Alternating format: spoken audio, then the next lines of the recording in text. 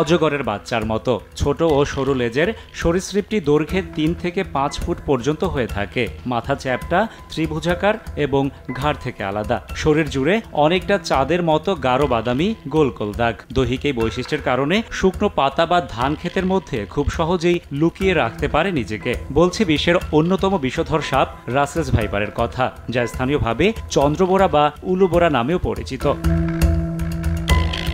সাধারণত সাপ মানুষকে এড়িয়ে চললেও ঠিক উল্টো স্বভাব রাসেলস ভাইপারের। নিজেকে বিপন্ন মনে করলেই করে বসে আক্রমণের ক্ষেত্রে এটি এত ক্ষিপ্র যে ১ সেকেন্ডের ১৬ ভাগের ১ ভাগ সময় শেষ করতে পারে পুরো প্রক্রিয়া। খেপে গেলে শব্দ করে প্রচণ্ড জোরে, ঠিক যেন প্রেসার কুকারের মতো।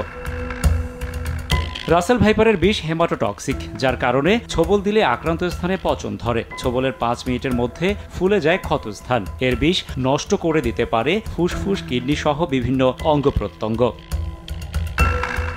বেশিরভাগ সাপ ডিম পারলেও রাসেলস ভাইপার বাচ্চা দেয়। গর্ভধারণ শেষে স্ত্রী রাসেলস ভাইপার সাধারণত ২০ থেকে ৪০টি বাচ্চা দেয়, তবে ৮০টি পর্যন্ত বাচ্চা দেওয়ার রেকর্ডও রয়েছে। একদিকে উচ্চ প্রজনন ক্ষমতা, অন্যদিকে বেজি, গুইসাপ সহ প্রকৃতি থেকে সাপের শত্রু বিলীন হয়ে যাওয়া, সেই সঙ্গে ইঁদুর, ব্যাঙ সহ সাপের পর্যাপ্ত খাবারের উপস্থিতি থাকায় বাড়ছে রাসেলস ভাইপার। চরাঞ্চল সহ বিভিন্ন জায়গায় শিয়াল, বেজি, গুইসাপ, পেঁচা এই প্রাণীগুলো ছিল। এরা মূলত চন্দ্রবোরা বা রাসেল ভাইপার সহ অন্যান্য সাপগুলোকে খেত, তার বাচ্চা সহ। কিন্তু এখন বাংলাদেশের সব অঞ্চলে একটা শিয়াল, গুইসাপ, বেজি দেখা মাত্রই কিন্তু সাধারণ জনগণ এটাকে মেরে ফেলতেছে। তারা জানছে না যে এটির উপকারিতা কী। এর কারণে কিন্তু রাসেল ভাইপারের সংখ্যা এখন বেড়ে যাচ্ছে, কারণ তার কিন্তু খাদক নাই, ইকোসিস্টেমে একটা ব্রেক হয়ে গেছে। দেশে একটা সময় বিলুপ্ত বলা হলেও দেশ জুড়ে এখন মাথা ব্যথার কারণেই রাসেলস ভাইপার। বরেন্দ্র অঞ্চলের বাসিন্দা হলেও সাপটির রাজত্ব এখন দেশের অন্তত ২৫টি জেলায় পৌঁছে গেছে, চাঁদপুর, বরিশাল, পটুয়াখালী পর্যন্ত।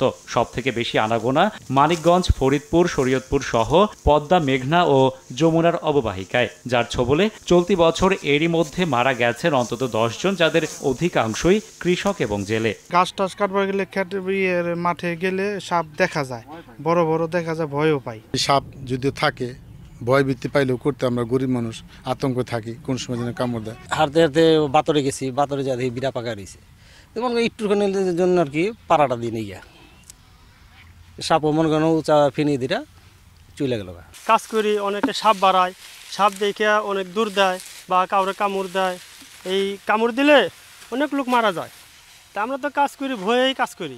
বাপ দাদা যেভাবে করে গেছে আমরা সেইভাবেই করে যাই, খালি ভাইয়া যে কয়টি ইনকামাই করি ওই কয়টি যদি আমরা জুতা প্যান্ট কিনতে আঙ্গর জায়গা আমরা বপুলাভান বাঁচামুখী দিয়ে। পর্যাপ্ত সুরক্ষা সামগ্রী ছাড়া মাঠে কাজ করা এবং সাপে কাটার পর গ্রামীণ জনপদ এখনও ঝাড়ফুঁকের মতো কুসংস্কার থেকে মুক্ত না হওয়ায় মৃত্যুর সংখ্যা বাড়ছে, যদিও উপজেলা পর্যায়ে পর্যাপ্ত অ্যান্টিভেনম না থাকারও অভিযোগ আছে। সর্পদংশনের মূল মন্ত্র হলো আপনি যত দ্রুত হাসপাতালে যাবেন, চিকিৎসা নেবেন, তত দ্রুত এটার সমাধান হবে। এটা কিন্তু আমরা সময় নষ্ট করি, ওজার বাড়িতে চলে যায়, ১ ওজার ২ ওজার বাড়িতে চলে যায়, এবং সর্পদংশনের যেই সব সাইন সিমটমগুলো বিষক্রিয়া হয় সেটা তখন পুরোপুরি প্রকাশ পেয়ে যায়।